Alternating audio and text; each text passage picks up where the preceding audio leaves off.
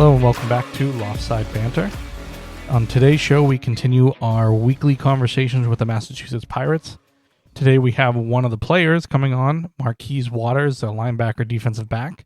We'll talk to him about his football past, what the Pirates can do to turn around the season, and what his motivation is to continue playing in the indoor football league. We'll dabble in some NBA news, looking at the playoffs, and look at the NBA draft lottery that just happened on Monday night. We'll look at some NHL playoff news and sprinkle in some NFL news as rookie minicamps have just let up for most of the league. And we're going to talk a little bit of Red Sox as we're going to get into them a little bit later in the week in another episode. But injuries and some pretty horrific statistics about how some of the Red Sox players have been performing this year. And we'll look at the rest of the MLB.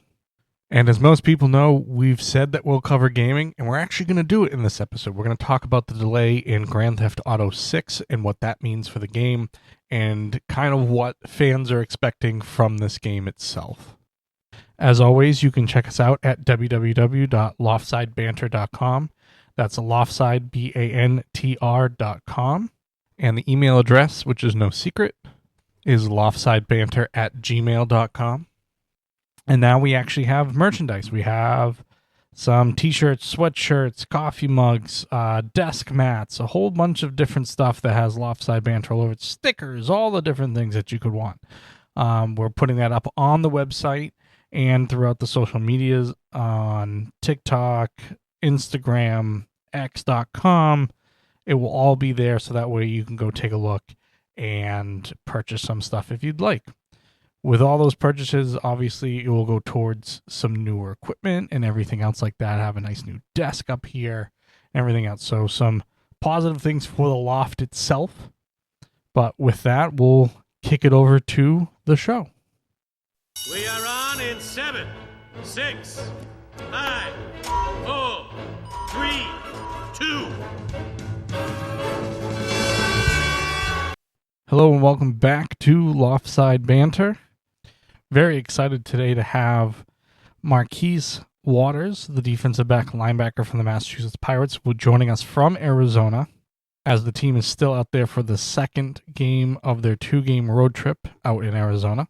Unfortunately, the Pirates, which dropped the first game of that against the Tucson Sugar Skulls 47-26, so they'll be looking for a bounce-back game this weekend. I want to first touch on the NBA playoffs, which have been quite chaotic through all of the series, really. We had the Indiana Pacers beat the number 1 seed Cleveland Cavaliers 4-1. A little bit of injuries there with that series. Obviously, Donovan Mitchell went down in one game. You had 3 guys out for another game. The Pacers went up 2-0 and really seemed to be kind of in control past that. Obviously, Cleveland had one good game out of all that. I say good game, one game that they actually won. For the second straight year, the Indiana Pacers are in the Eastern Conference Finals, and they've looked really good in the series that they've played. 4-1 over the Bucks, 4-1 over the Cleveland Cavaliers. They have a legitimate chance to come out of the East. The other Eastern Conference series is obviously my Celtics against the New York Knicks. The Knicks are up 3-1, and Jason Tatum just went down for an injury. It's his Achilles. It was reported that he went through surgery yesterday, which means he's pretty much out for almost a full year, so you're not going to see a lot of Jason Tatum next year, at least early on. So, with those things said, this is the painful part for me. The Knicks have outplayed the Celtics in this series, and I don't mean for long periods of time, and I don't mean that I think they're a better team, but they have played better when it mattered. I have some friends that are Knicks fans. They're going to hear that, and they're going to come after me and say, oh, well, the Knicks are the better team. And you know what? For a 7-game series, typically the better team comes out and wins. Whereas the Knicks have played well enough in those moments that matter, at the end of games, not giving up one down 20 points and everything else like that, they were the better team in those situations. They came out on top in those first 2 games. When a team goes down 20, you expect them to kind of roll over and just die. They never did. And that's the makeup of the team that you kind of want in the playoffs, is to always kind of be in it and believe that they can be in it. They went out and got some talent to help compete with the Celtics. They didn't beat the Celtics during the regular season, so it looked like a pretty clear advantage for Boston in this series. Now, when you go up 20 in the NBA, teams tend to coast. We've gone over this. We've said this multiple times. And that's the frustrating thing about the Celtics, is the inconsistency that they had all year. And for me to sit here and go, hey, the better team is not going to win, that's just how I feel. But it's also at a point where if you're not going to be able to hold 20-point leads consistently, you don't really deserve to go on to the next round. The Knicks believing that they were in every game no matter how far they were down, I mean, that's the thing that you want in a team in this situation, especially against a team that you've struggled against. Hey, we can still beat this team.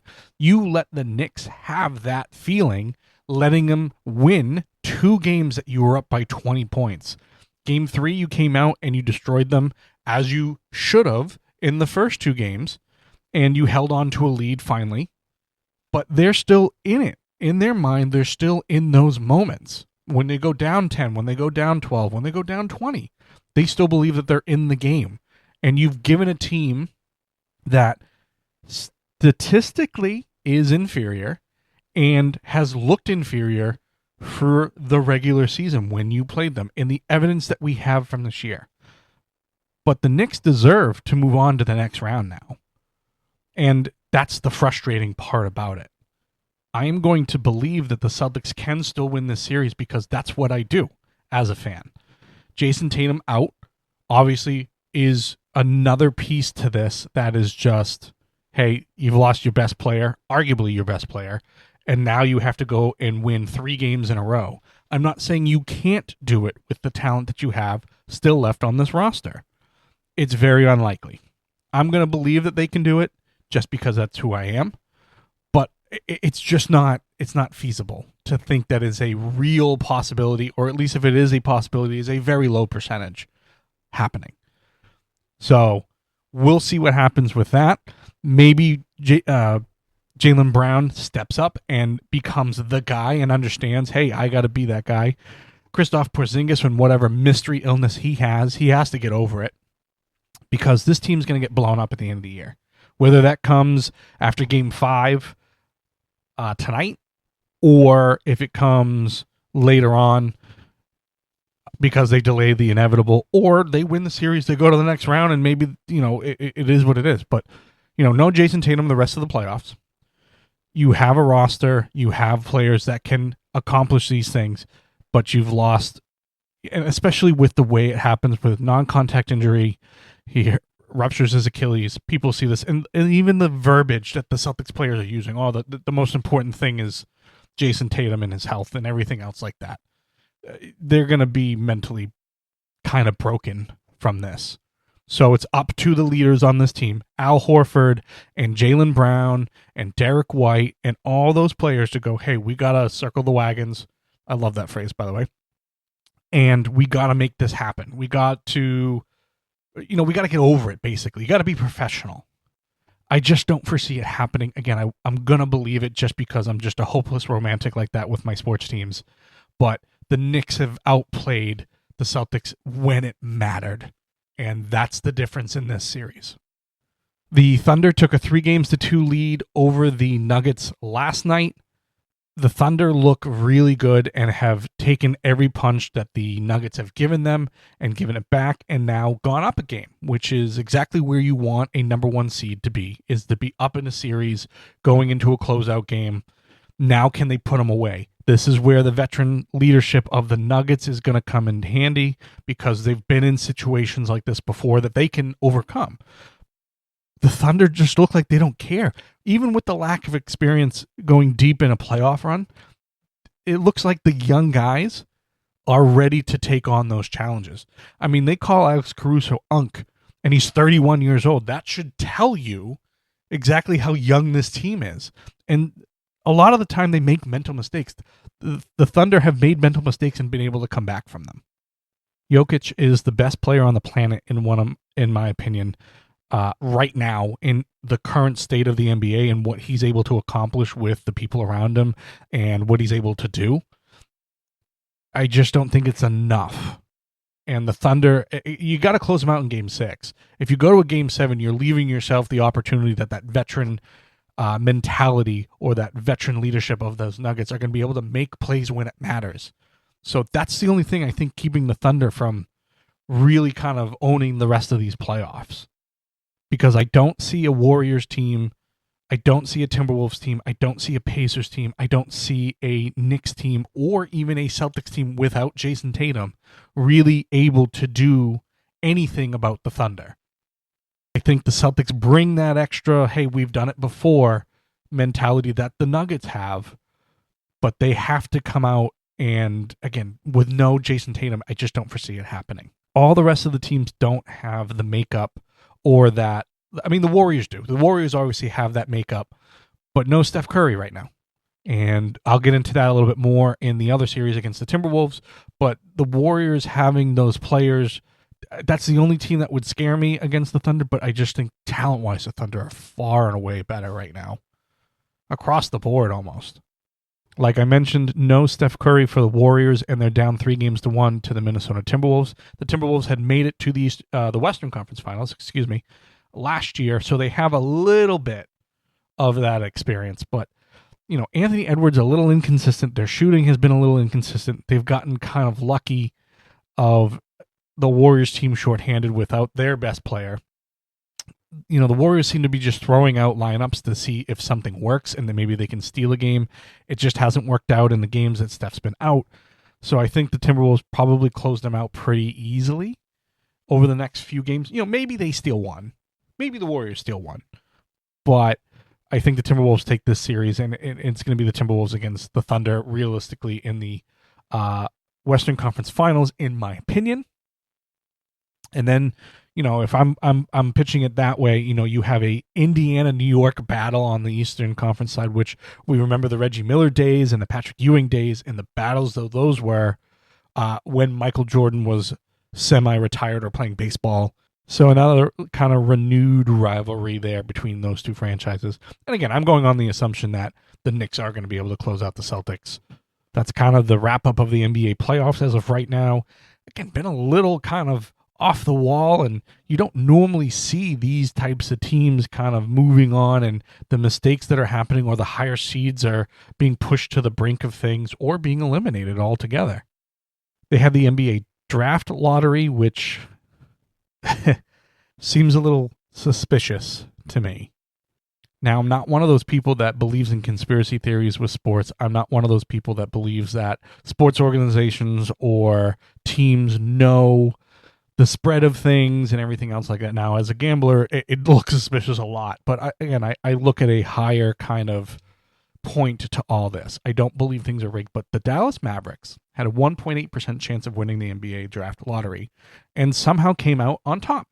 It happens. There's a 1.8% chance of it happening. There is obviously the ability for it to happen. But when you trade Luka Doncic, and the whole controversy that came from that, and the fan base that was upset, and the build of the Dallas Mavericks still in win now mode with Kyrie and Anthony Davis, now you add Cooper Flagg to that, and you got yourself a relevant team again. A team in a market that, when owner Mark Cuban came in, made them relevant again. They won an NBA title. They beat LeBron James and the Miami Heat. Obviously, Mark Cuban is a minority owner now for the Mavericks, but he's had some criticisms for Nico Harrison and the move of trading Luka and everything else like that. So Dallas looked to be in a state of flux of, hey, you're going to get the 8 seed, a play-in with this kind of roster, especially with the injury histories to their two biggest stars. Now you're going to add Cooper Flagg, who is the clear-cut number 1 pick, and the Mavs have already said they have no interest in trading that pick. Now, it doesn't mean they're not going to, but at least at this point in time, it looks like Cooper Flagg's going to be in Dallas. It just seemed like a perfect storm. It seemed like it was too perfect to be true, and it still does to this point, especially with all those factors that are out there. I mean, teams like the Utah Jazz, which fell to 5th, the Washington Wizards that fell to 6th. I'm glad the Philadelphia 76ers didn't get them because, with that team and how it's constructed, that's going to be a problem with Cooper Flagg coming in. Granted, Embiid needs to stay healthy, but it just seemed a little weird to me that the bigger market out of the three, and I listed a few. The San Antonio Spurs got the 2nd pick, the Philadelphia 76ers 3rd, Charlotte Hornets are 4th, Utah Jazz 5th, and Washington Wizards 6th. Pelicans 7th, Nets 8th, Toronto Raptors are 9th. The Houston Rockets are going to have a top 10 pick with some trades, and they had the number 2 seed in the Western Conference, obviously lost to the Warriors in the first round.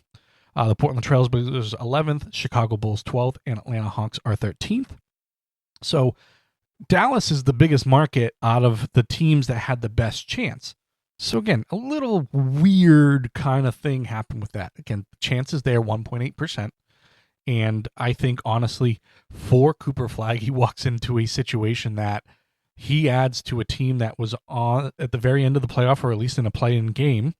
And now you're probably looking mid-table or like 5th in the Western Conference. Again, they got to do some work with the other part of the roster and stuff like that. But, Dallas has a good chance to make some noise in the Western Conference next year, barring all the injuries and everything else like that can come up.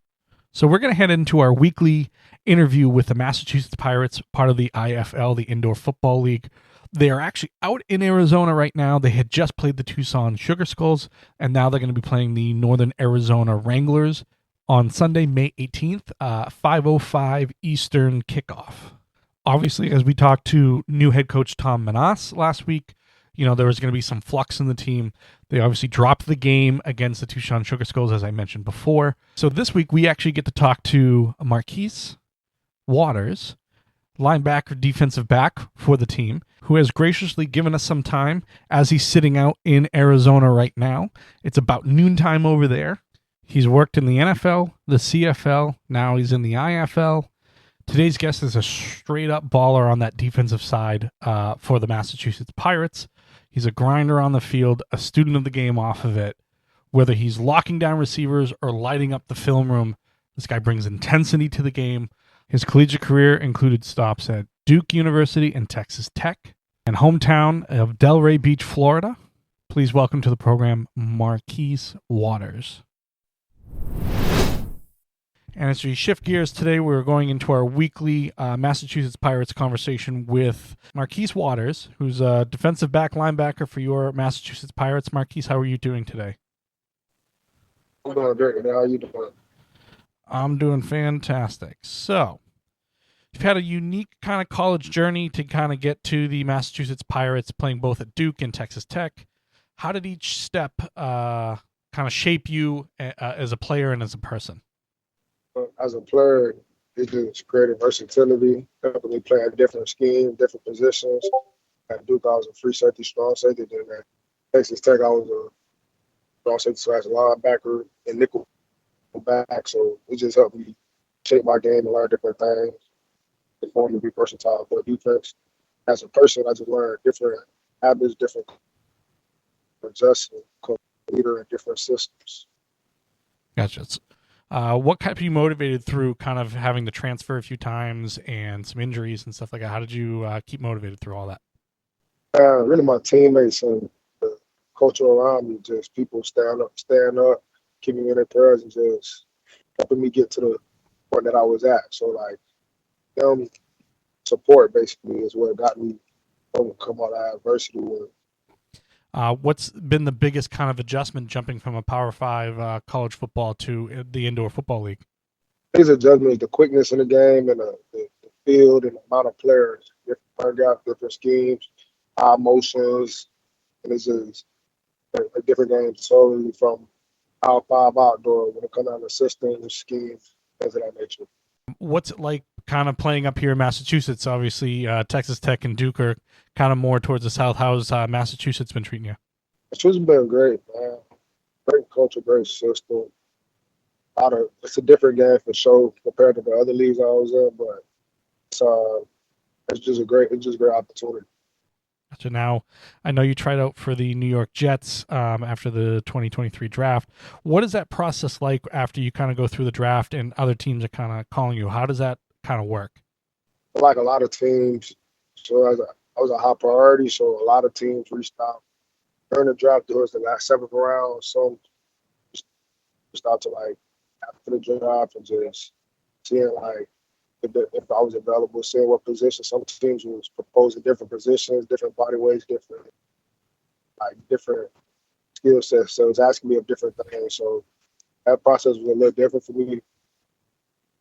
I had to figure out what position I wanted to play, whether it was linebacker or safety in the NFL, and I had to figure out how I was going to manage my body weight and change based off of what they wanted. You mentioned some different schemes and stuff like that as far as a defensive perspective.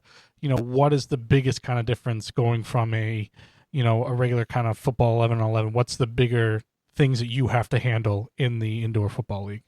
The zones aren't necessarily the same zones. Man isn't necessarily the same man. Everything is more played inside out rather than outside in with techniques and stuff like that. So it's a different game because the high motions, people getting different levels of different rules as far as where alignments can occur and where people need to run. Being able to move when you at the back of the safety, where you could touch receivers and stuff. It's just different rules of the game that aren't the same and outdoors. So that's the biggest difference. Is it more fun to like tackle people into the wall than it would be in regular football? Absolutely.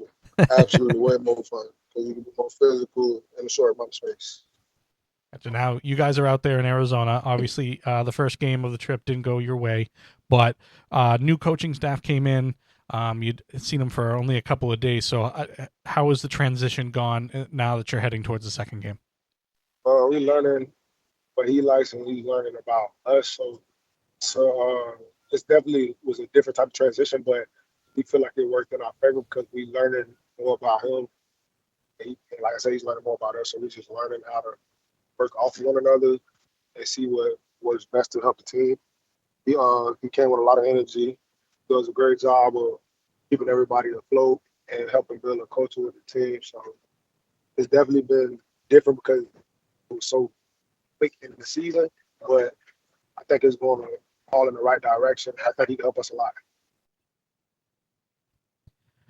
All right. What advice would you give young players who are doubting themselves but still want to chase kind of a dream to play professional football? Don't give up. Trust the process. Keep praying. God gonna keep you in His sight, and just when you get an opportunity, take advantage of it. It's in politics at every level, so make sure you stay available. Try to stay injury free, and just keep working. Take advantage of your opportunity because first impression is everything. So that's what I can give them. Gotcha.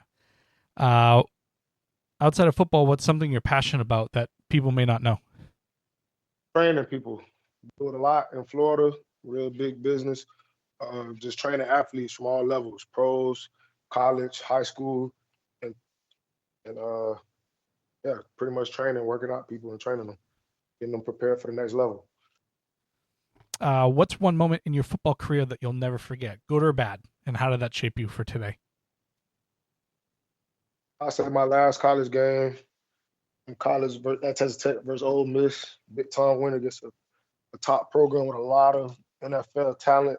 Was going out there winning that game, making a lot of big time plays, sold out crowd, and just getting interviews and going out with a bang. That was probably my happiest moment of my career. It was my last game before shaping me for the pros. Was that a bowl game? Yeah, it was a bowl game. Do you remember what bowl game was it? That is a great question. I want to say it was the Tax Bowl in Texas. Gotcha. Yeah, they all have different names and different sponsors. I figured maybe it was one. Yeah. How do you handle kind of the mental side of the game? Film study, play recognition, being able to read offenses. How do you prepare yourself for that stuff? I'm like a film junkie, so to be honest, this is all I do. My last year at Texas Tech, I was kind of done with classes. So I was basically an intern. I had an internship with the football team where I just studied film, did strength and conditioning with the program, and I got like used to that. So this is like something I just do continuously, breaking down opponents, because that's what most of my plays come from, understanding what's coming before it happens so that you can make your plays. So that's just something I'm in tune with. Yeah. Do you have any personal goals for the season beyond, winning and stats and stuff like that? Is there something that you're chasing? Win a championship, uh, hopefully get an opportunity at another level if available. But just main goal right now is just winning, turning the season around, making stuff happen. Gotcha. So now the CFL, I know I had kind of talked to you about, going into the after the draft process for the NFL. What's the process kind of going into the CFL and working and going up there? I've been there before, played with Toronto Argos last year, made the roster. Uh, I mean, I like it. It's cool. Don't really want to do it. Rather stay in the West. Mm-hmm. But I mean, if opportunity presents itself, I might take it. Honestly, I might not. We being honest. There's nothing wrong with it. I like it. I just feel like I want something more home. Right. So I don't have to change all my info and things of that nature. So not a bad opportunity. Depends on what's discussed, but most part I'm looking to just stay home. Gotcha. Now, after the draft process, are those teams also reaching out to you, or is it kind of mainly just NFL teams? Really NFL teams and a little bit of UFL, but Okay.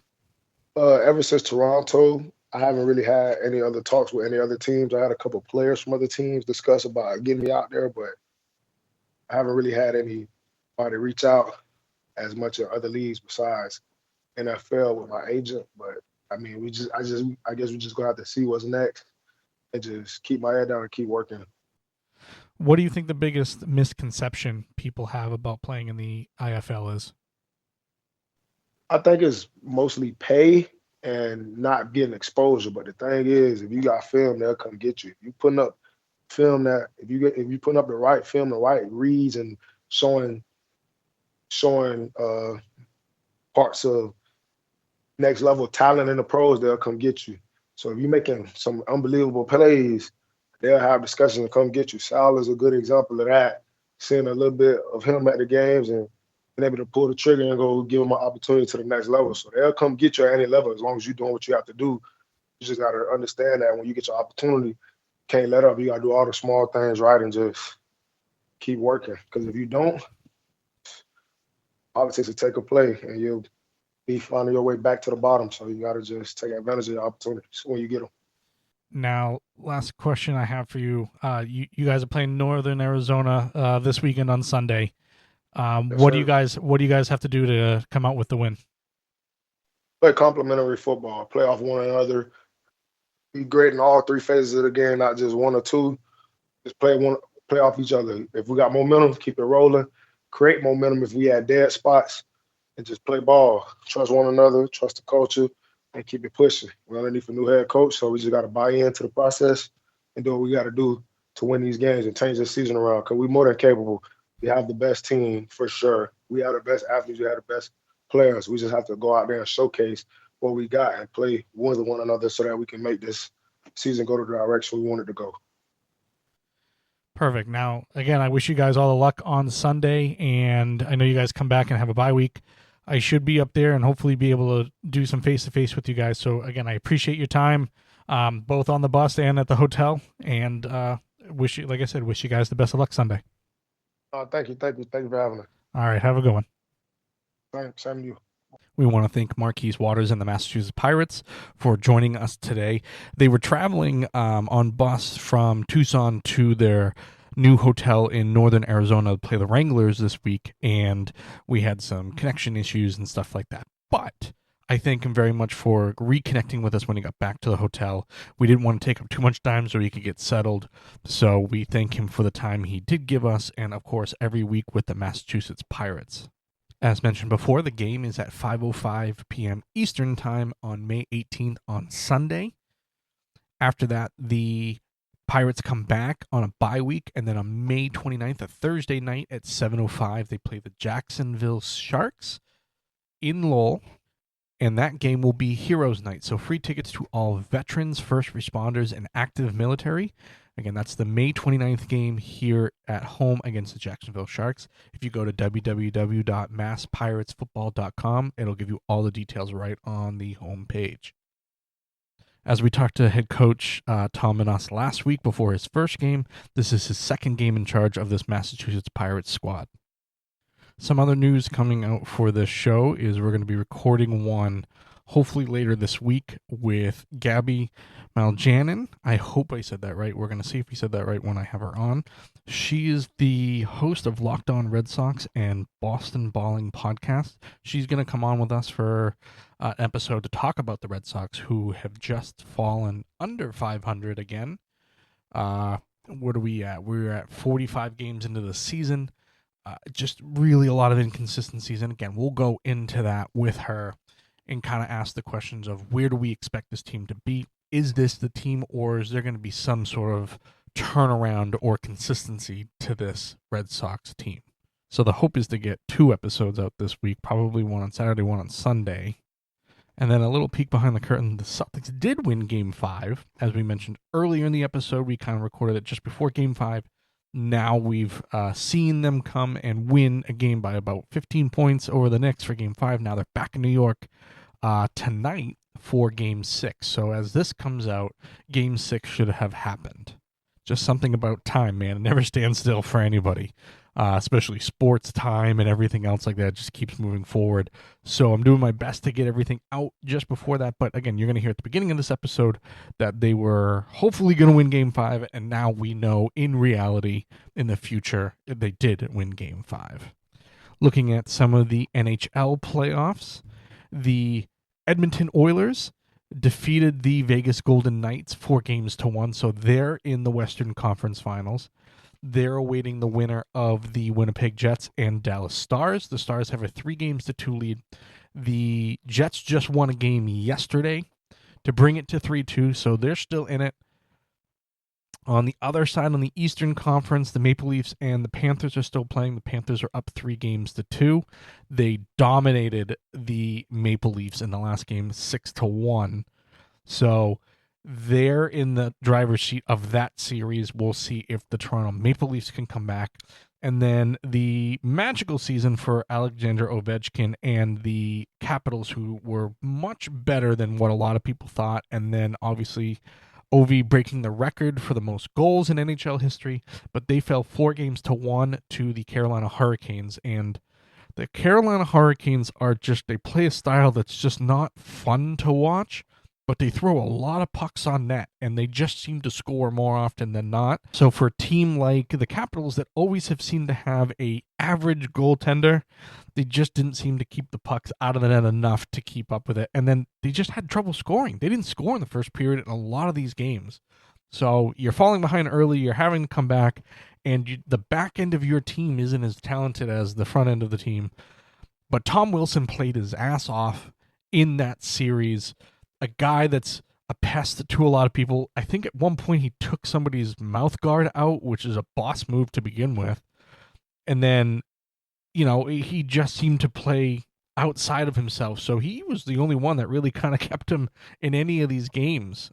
Everyone else seemed to be relatively quiet. So, again, the Capitals fall after having a great year. The Carolina Hurricanes, again, wait that winner of the Toronto Maple Leafs and the Florida Panthers. Edmonton, a great market for the NHL to have in the Western Conference Finals. Winnipeg would be the other one that they probably want another Canadian team, but Dallas Stars have a very good fan base, and even being for a warmer climate, have always followed the Stars fairly closely. Great sports town Dallas is. Obviously the Cowboys, the Mavericks, the Stars as well. That Eastern Conference, if it comes down to the Florida Panthers and the Carolina Hurricanes, not the greatest of markets for hockey. Florida Panthers have obviously been up and coming the last few years with the way they've played and obviously winning a championship last year. But again, I don't think it's the best for the hockey game to have those two in the Eastern Conference. But again, Carolina's been there a few times, has always kind of been in the playoffs, the last 10 years. The Florida Panthers are obviously champions last year. I'm sure the NHL would love Toronto to be in this series or be going on to the next series, but at this point in time, if the Florida Panthers play the way that they do, they're going to go on to face the Carolina Hurricane. So NFL news, they just did schedule releases and everything else like that. It's become this whole social media thing where they release them with fans saying the teams that they think that they're going to play and they don't actually know the names. Again, all well and fun and stuff like that. They seem to have separated a lot of these releases to give kind of a few games at a time, and it just doesn't make sense to me. Like, what are you dangling in front of us? Like, doing it all in one day and being able to break down schedules and everything else like that is the fun part. You kind of going, hey, there's a little bit here on Monday, a little bit on Tuesday. Wednesday, we'll get some primetime games. We'll do this on Thursday, and then eventually just release it all in one day. Just release the schedule all in one day. Let us debate it. Put on a whole ESPN show. Put on NFL Live for hours on end, and people will watch it. Let's not worry about like, oh, we'll just do some primetime games here. Oh, we'll talk about the Amazon games over here. No. Just do it all at once. That's all you got to do. Do it all at once. I didn't find myself caring until the full schedule came out. I did not care about the one game here, the one game there, doing this, doing that. I don't care about any of that. Just tell me the full schedule so I can look at it, kind of do my wins losses thing. Always say to myself like, oh, this could be the year that they do all this, go undefeated, whatever. Let's just do the whole schedule at once. Stop dragging it out, and let's just have fun that way. Other news in the NFL, there's a report released that last year's number one pick, Caleb Williams, was so concerned about being picked by the Chicago Bears that he and his family weighed circumventing the entire draft because he didn't want to be picked by the Chicago Bears.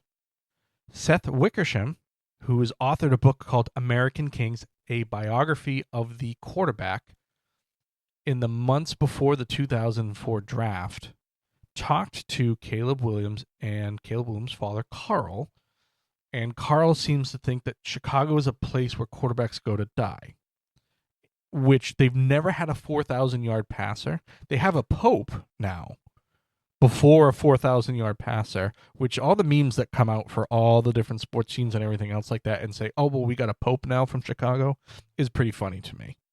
There seem to be concerns about the then Bears offensive coordinator Shane Waldron as the guy that would be helping develop Caleb when he goes to Chicago. The forthcoming book, which will be published in September, offers a detailed account of what it means to be a quarterback at various levels in football. So from high school to college to the NFL, and what it's like for legends in retirement. It features access to some quarterbacks like John Elway, Johnny Unitas, Warren Moon, members of the Manning family, among others. It also includes signal callers such as Kirk Cousins and Drake May. So some interesting things to read from various different eras of the game playing the quarterback position. It says that Carl Williams went to some great lengths to get the NFL draft and to be able to get his son Caleb to be able to choose where he goes and plays. Now, we've seen this before a couple of times with John Elway and with Eli Manning. They have basically said, if you pick me first for the team, for Elway, it was the Baltimore Colts at the time that he didn't want to play for, and actually got drafted by the Yankees and had a backup plan to be able to play baseball for the New York Yankees, which is not a bad bargaining chip to have in your back pocket. Eli Manning did not want to play for the San Diego Chargers. And also said, hey, if you pick me, I'm not going to play for you. And there ended up being a trade where Phillip Rivers went to the Chargers and Eli Manning went to the Giants. Now, I'm just a humble guy sitting in a loft telling you these stories. And my opinion to all of this is I don't think that players should have that right to be able to go, well, I don't want to play there. I don't want to play in this thing. I don't want to play in the cold. I don't want to do this. However, it is a business. You are an athlete. Your business is yourself. That is the bargaining chip that you offer to a sports franchise. I am the best player available. I don't want to play for your franchise. If you pick me, I have a right to not play, which then circumvents everything because now teams know that, and their trade value towards you or trade value towards that franchise that is potentially picking you is now a lot lower. You're screwing over the team to get whatever out of it because they go, hey, we want to trade you, we want to do this, but we already know that you as a player don't want to play for that franchise, so I don't have to offer as much. A lot of moving pieces to all of that, I understand, but I don't think that should be an option. I don't get a say in all that, obviously. But I think teams that play poorly or that try to tank or anything else like that, there's a whole different nonsense to all of this stuff, that teams are trying to tank to get the number one pick and do this, that, and the third. Obviously, the NFL doesn't have a lottery, so if you're the worst team, you're going to get the worst pick, or the best pick, the number one overall pick. With hockey and basketball, there is a lottery to all of this. And with that lottery, there's no real tanking to it. The NHL tried something different this year where there were 3 teams with a 14% chance. That's the maximum you could get. The NBA has always done it on a lottery system. Obviously, the Dallas Mavericks this year with a 1.8% chance got the number one pick. So it's a possibility. If you play the worst and have the worst record, there's no guarantee you get that number one pick. I digress, shifting back to football. The reason why I don't think should be a choice is because you're coming into a league, you're going to make a lot of money, you're going to make a lot of money anywhere. You should be the savior of a franchise or be the first building block piece to a new era, whether you're a quarterback or any other position. That is how the draft should work. Some other reports are that Carl Williams wanted his son to go play for the United Football League. Is that what it's called? The United Football League? Yeah, the UFL. The United Football League, to become then a free agent in 2025. He apparently met with the Minnesota Vikings and head coach Kevin O'Connell and really hit it off. Caleb did, not Carl. Caleb then told him, I want to go to the Minnesota Vikings. His dad said, let's do it. All these different things. The Bears basically told him, we're drafting you no matter what. And that was kind of the option. Carl Williams met with the Manning family to see how Eli got through all this different stuff.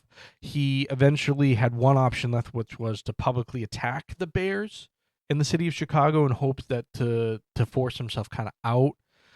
And it was this whole thing. Push comes to shove, the Bears select him. He plays last year on the Bears. They fire the head coach. They get rid of Shane Waldron. Now they have a Ben Johnson in place, who was the offensive coordinator for the Detroit Lions last year. And if anybody remembers, the Detroit Lions had a great offense last year. Ben Johnson is considered an offensive genius. So now the Bears are in a different position. I think they had a great draft. I think they did all the right things as far as being able to protect Caleb because that offensive line was terrible. I mean, he was sacked 68 times, which is a league-leading number of sacks that he was exposed to, really. So it seems as if all will kind of end well if, again, the Bears have to be successful. No guarantee of that. But, I mean, this whole thing of I have a choice of where to go. I have all this different stuff. I can make my own way in the NFL and everything else. That's all well and good. I mean, the option is still there. Most kids coming out of college being drafted are grateful for the opportunity. Most parents are grateful for them getting there and the hard work that they've put in and everything else. There's a select few that have gone through this process and decided all these different things.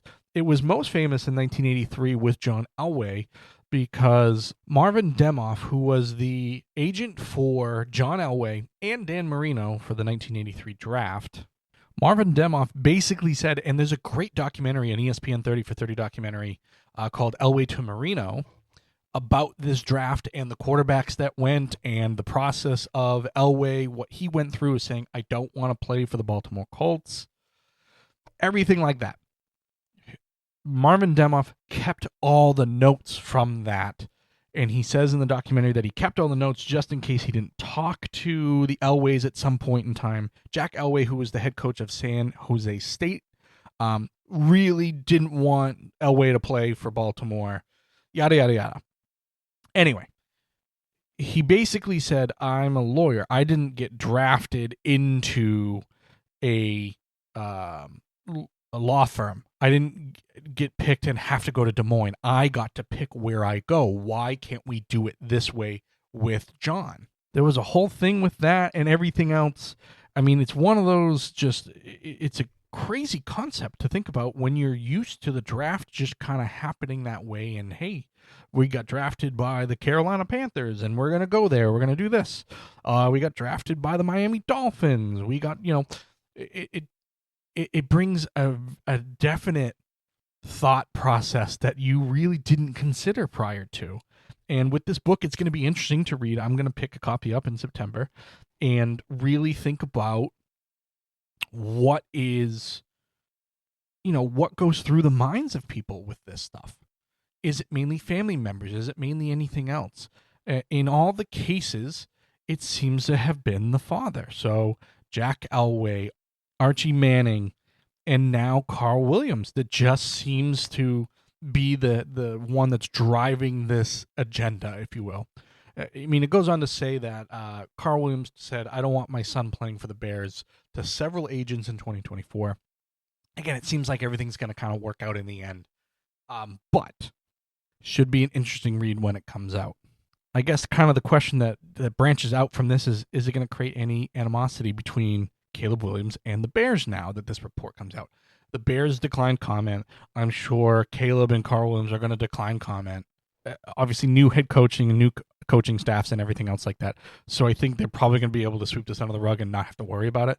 But, we obviously don't know everything that happens behind the scenes within franchises. As part of this NFL schedule release and everything else, the Jets and the Steelers are going to play week 1, which seems odd because it seems like Aaron Rodgers is going to sign with the Pittsburgh Steelers.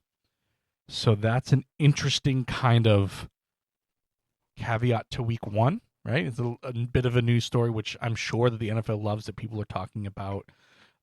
It seems as if the 49ers are going to be selling part of their team to some new owners, about 6%. So again, not a huge stake in the team. Derek Carr had to retire because his injury is going to keep him out for this season. It's similar to an injury from last season. So the Saints don't have a quarterback. Kellen Moore, the new head coach, is going to roll with what he has on the roster. They obviously drafted a quarterback, whose name I can't pronounce, Taylor Houth, Hough, Houth, or something like that. Again, I've heard it mentioned quite a few different ways. And then Spencer Rattler, who started some games last year. And then NFL owners are going to sit down and vote whether to allow players to participate in the 2028 Olympics, because as it's going to be over on this side of the globe, there will be flag football involved in the 2028 Olympics. So the owners are going to go and see if they're paying all this money to these athletes, if they're going to even allow them to play flag football. Something that comes to mind is that Robert Edwards, who was a drafted running back for the New England Patriots quite a few years ago out of Georgia, played in a volleyball game during Pro Bowl week, shattered his knee, and really never played again, or at least anywhere close to what it was. So those are the things that owners are going to bring up in all of this discussion.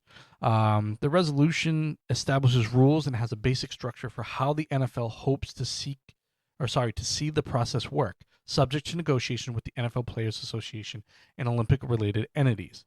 They include permission for any player under NFL contract to participate in tryouts, a limit of 1 player per NFL team on each national team participating, allowing, in addition, a team's designated international player to play for his home country, a purchase of league-wide insurance policy to provide injury protection for any player injured while participating in an authorized flag football activity related to the Olympics, and then a salary cap credit and stuff like that.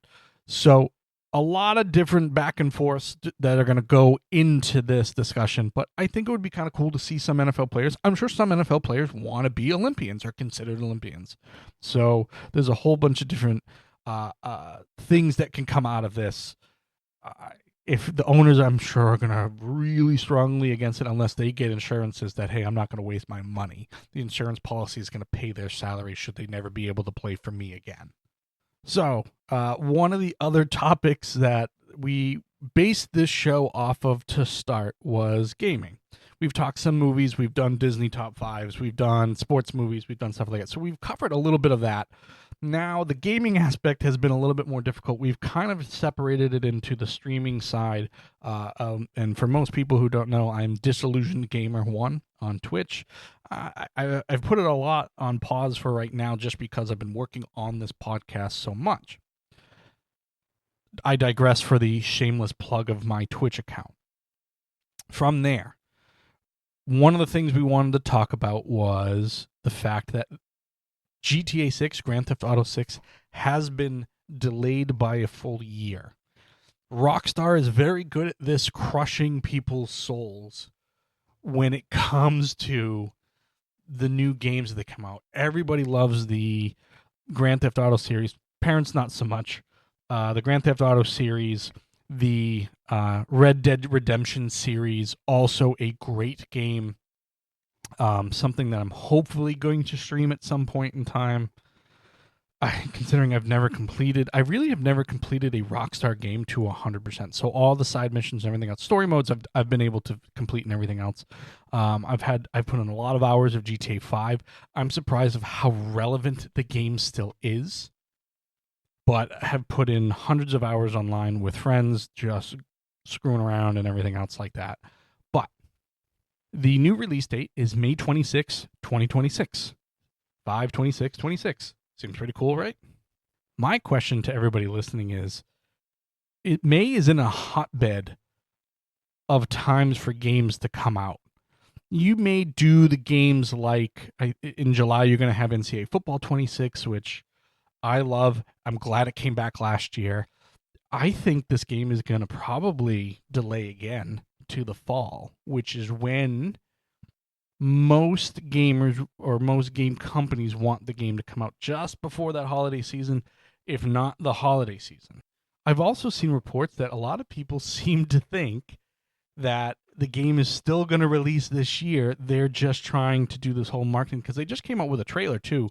They delayed the game and then put out a trailer, which the graphics, if those what the graphics look like, oh my God, where have we gone from the block players in the old Madden games to what that is unreal. There's been other theories like PlayStation and Rockstar have come to an exclusive deal for different things because you could see a PlayStation 5 controller in shots and stuff like that. All of this is people with a ton of time and coming up with all of these different theories. And I'm not going to give you a whole bunch of theories. My one theory is that I think it's still going to push itself back to the fall of 2026. I don't know why. I just have a feeling that that's what they're going to want to do. So we'll see. And I have no inside knowledge of this, no nothing. It is a speculative thing based upon how I look at marketing and business and everything else like that. That if they knew that in early 2025 they weren't going to be able to do it this year, which they knew months ago they weren't going to be able to do this year, especially for how big they're going to make this epic thing. Now it seems like May is a weird time to now the May 26 is the only thing that, hey, it's a date that people will remember, but I think they know now whether or not they're going to be able to release it then. So we'll see what happens with that, but as of right now, I think it's going to push even later in the 2026. It's going to be a hell of a game. It is. It's going to be a hell of a game, and I can't wait to actually go back into GTA 5 for one more drive around the whole map. I've already mentioned it to my friends who probably think I'm insane, but I think that would be really cool to kind of do one more of those things, and then, it gets shelved as GTA 6 comes out, and I already consider that money out of my bank account. No matter how many times they push it back, I would love to think that I'm going to take a stand for all this. Oh, hey, stop pushing it back. Stop doing this. Stop doing that. They already have my money. They know. Rockstar already knows they have half of our monies already. So this is where all this stuff is. But this is a typical thing in the gaming world now. Is you're seeing a lot of pushbacks, you're seeing a lot of delays in all these different things. My friend Industrial Gamers and I play Marauders a lot. We're waiting for an update from Marauders. Haven't seen that since the last one was August of last year.